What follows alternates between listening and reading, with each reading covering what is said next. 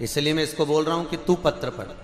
तो इसके पत्र पढ़ने से सिंहासन ऊंचा कैसे हो जाएगा? तो तुरंत उसी समय भगवान कृष्ण ने कहा, सारी गादियों में, सारी पीठों में, सारे मठों में जितने भी गुरु होते हैं उन गुरुओं में, और जितने भी सिंहासन होते हैं उन सिंहासनों में, जितनी भी कुर्सियां होती हैं उन कुर्सियों में, सबसे ऊंची अगर कोई गादी है, सबसे ऊंचा अगर कोई सिंहासन है तो वो व्यास गादी है महाराज, वो व्यास गादी।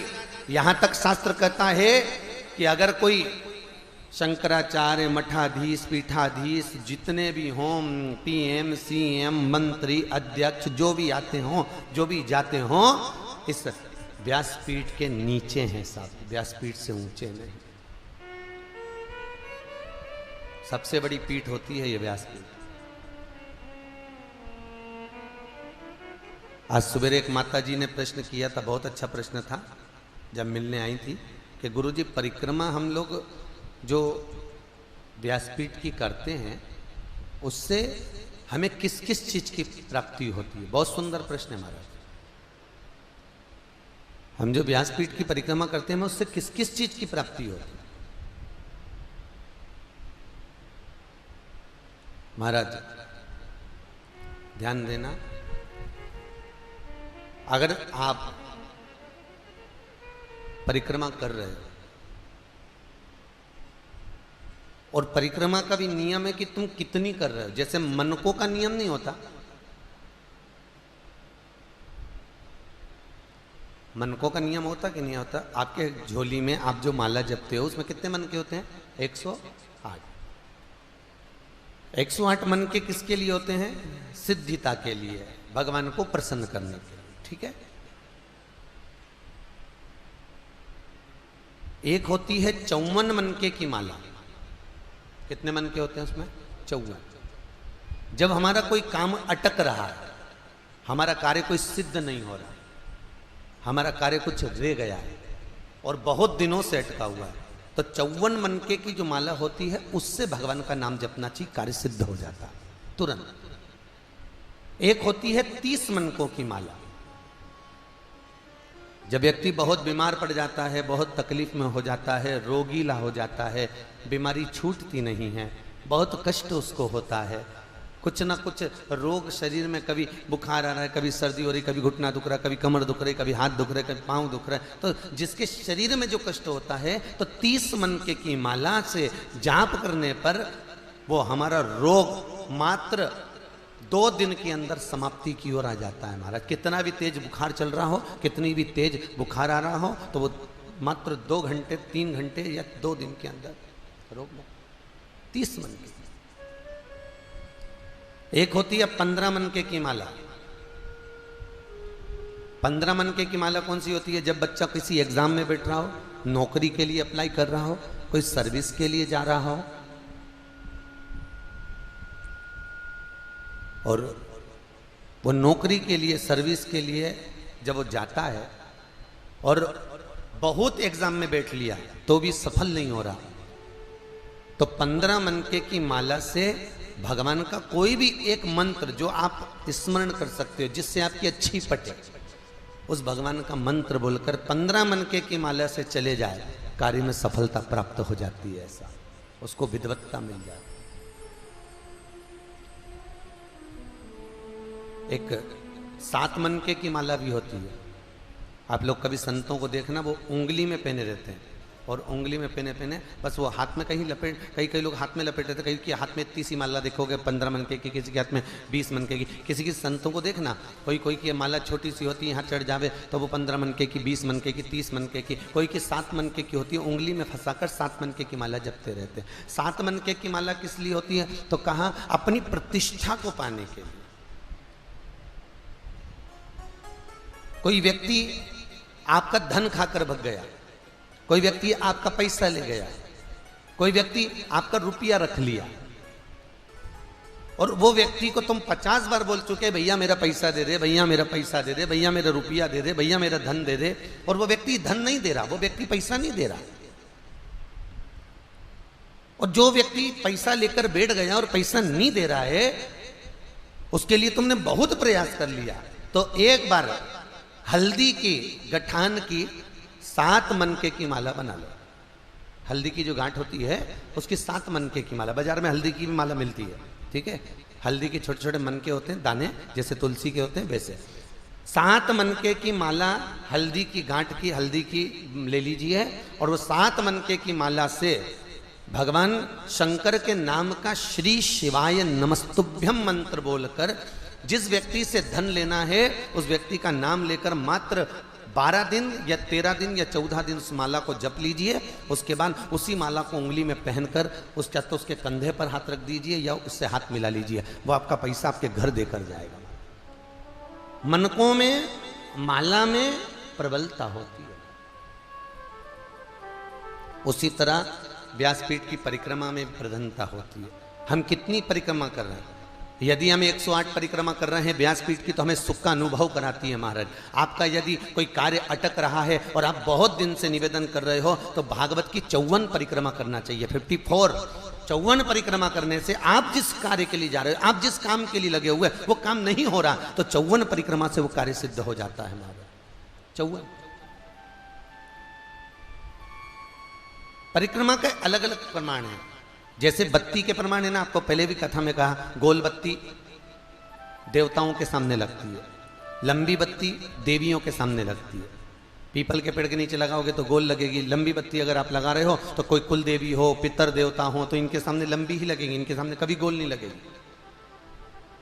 जिनसे तुम अपना वंश मांग रहे हो, जिनसे तुम अपनी संपदा मांग रहे हो, जिनसे तुम अपना सत्ता मांग रहे हो, उन देवी देवता को, उन भगवान को, उन परमात्मा को, वो गुरुजन को, वो ईश्वर जन को, वो पितर जन को लंबी बत्ती ही आई।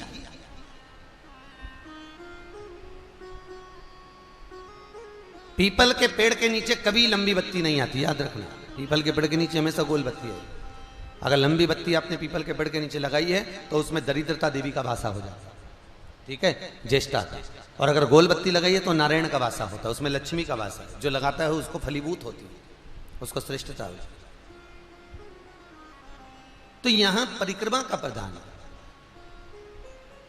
और भागवत महारानी की परिक्रमा जब भी करी जाती है तो जहां व्यास जी महाराज बैठते हैं तो व्यास जी का जो राइट हैंड होता है, जैसे ये भाग, तो इस कोने से परिक्रमा प्रारंभ कर कर इस कोने पर एक गिनी जाती है। पर ज्यादातर लोग भागवत की जो परिक्रमा करते हैं आगे से प्रारंभ कर कर आगे जाकर प्रथम मान लेते हैं। पर भागवत के मुखाग्रविंद चरणारविंद का जो स्मरण किया जाता है, भगवान इस प्रकार से लेटे हुए द्वादश अक्षर, तो भगवान के चरणारविंद से परिक्रमा को प्रारंभ कर कर भगवान के चरणारविंद पर विराम दी जाए। भागवत भगवत तत्व कार्य। जैसे गणेश जी को 2 तरह की दुर्वा समर्पित होती है, एक हरि दुर्वा, एक श्वेत दुर्वा। हम हरि दुर्वा गणेश जी को जो चढ़ाते हैं वो कार्य सिद्धि के लिए, लक्ष्मी प्राप्ति के लिए, समृद्धि के लिए चढ़ाते हैं। हम सफेद दुर्वा जो गणेश जी को चढ़ाते हैं वो रोग मुक्ति के लिए और अपने काम की सफलता के लिए चढ़ाते हैं। दो प्रकार होते हैं। एक वो सफेद दुर्वा देखिए आप लोगों ने, जो कहीं पानी भरा जाता है, कुआं होता है, नदी होती है, तालाब होती है, उसके आसपास में जो दुर्वा लगती है वो सफेद कलर की होगी। वो सफेद दुबा बहुत काम की रहती है। जिसको पथरी की बीमारी हो जाती है तो ऑपरेशन कराने की जरूरत नहीं पड़ती, केवल चतुर्थी के दिन गणेश जी महाराज का स्मरण कर कर, बाल चंद्र का स्मरण कर कर, चंद्रदेव को वो दुबा घुमाकर निन्ने पेट, खाली पेट जिस व्यक्ति को पथरी है मात्र 7 दिन तक खिला दो, पथरी का दर्द बंद हो जाता है और पथरी बाहर निकल जाती है महाराज। फिर आपको ऑपरेशन की जरूरत नहीं पड़ती, जांच करा लेना, पथरी नहीं रहेगी। सफेद दुर्वा का इतना प्रमाण होता है हमारा। तो जैसे दुर्वा का प्रमाण है उसी तरह वृंद का, तुलसी का प्रमाण है, उसी तरह पुष्पता का प्रमाण है। पुष्प, कई लोग भगवान को जो पुष्प चढ़ाते हैं वो ये डंडी जो है वो भगवान के सामने कर देते हैं और पुष्प का मुख खुद के साइड कर लेते हैं।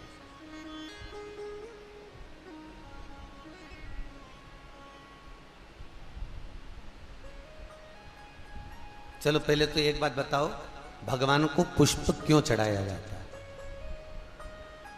जल्दी उत्तर दो। भगवान को पुष्प क्यों चढ़ाया जाता है? भगवान की प्रसन्नता के लिए, आसन देने के लिए। और बोलते जाओ, भगवान को पुष्प क्यों चढ़ाए? बच्चे पूछ लेंगे कभी दिन आपसे कि मम्मी भगवान को पुष्प क्यों? आज के बच्चे तो ऐसे ऐसे प्रश्न करते हैं कि बच्चों की पूछे ही मत। मम्मी ये भगवान को पुष्प क्यों चढ़ाती हो? किस लिए चढ़ाया जाता है? तो महाराज विष्णु पुराण में लिखा हुआ है, ये जो पुष्प हम भगवान को देते हैं, ये पुष्प हमारी ओर से भगवान से निवेदन करता है। पुष्प आसन के लिए नहीं, भगवान की प्रसन्नता के लिए नहीं, पुष्प हम अपनी बात परमात्मा को कहने के लिए चढ़ाते हैं, अपने दिल की बात। एक भगवान जाने वो कौन सा दिन होता है जिस दिन लड़का लड़की से कुछ नहीं कहता, केवल एक फूल दे देता। वो उससे समझ जाते हैं कि फूल का क्या है, लाल दिया तो क्या है, सफेद दिया तो क्या है, भगवान। ठीक है, बोलने की जरूरत नहीं पड़ती, फूल से समझ। तो ये किसी ने विष्णु पुराण का वो चरित्र पढ़ लिया होगा कि पुष्प देने से समर्पणता का भाव क्या है। पुष्प देने से भाव की निर्मलता क्या? हम भगवान को प्रसन्न करने के लिए पुष्प नहीं दे रहे, हम भगवान को आसन के लिए, भगवान को अन्य तरह से रिझाने के लिए पुष्प नहीं दे रहे। ये अपने दिल की बात कहने के लिए हम भगवान को पुष्प समर्पित करते हैं। और पुष्प की जो डंडी होती है उसका भाग अपनी ओर हो, पुष्प का भाग भगवान की ओर हो, और पुष्प फिर अपनी ओर से भगवान से निवेदन करता है। जब हम आसन से उठकर चले जाते हैं, भगवान को फूल के साथ में छोड़कर मंदिर में फूल दे दिया, तो फूल भगवान से कहता है, भगवान जैसी मुझ में सुगंध है, जो मुझे चढ़ाकर जा रहा है, उसकी सुगंध इतनी फैलना चाहिए कि पूरी जगत में उसकी सुगंध समाहित हो जाए। महाराज ऐसी सुगंध मेरी, जिसने मुझे तुम्हारे चरणों में दिया, मेरी सुगंध जैसी सुगंध उसकी होना चाहिए। महाराज जैसी मुझ में कोमलता है, ऐसी ही कोमलता जो समर्पित करा है उसमें होना चाहिए। महाराज और प्रभु ये पुष्प आपके चरणों में लाकर उसने छोड़ा है, तो निवेदन है आप लक्ष्मी को, अष्ट सिद्धियों को, नवनिधियों को उसके दरवाजे पे ले जाकर छोड़ दीजिए। पुष्प भगवान से विनती करता है, भगवान, और भगवत चरणारविंद का सुख तत्व को प्रदान कर।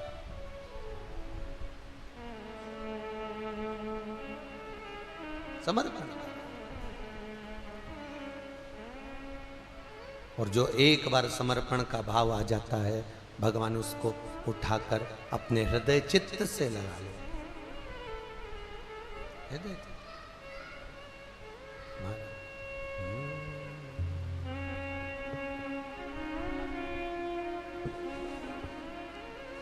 प्रभु अपने दर से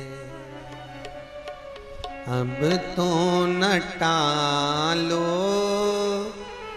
गिरा जा रहा हूँ, उठा लो उठा लो। प्रभु अपने दर से अब तो न टालो, गिरा जा रहा हूँ, उठा लो उठा लो।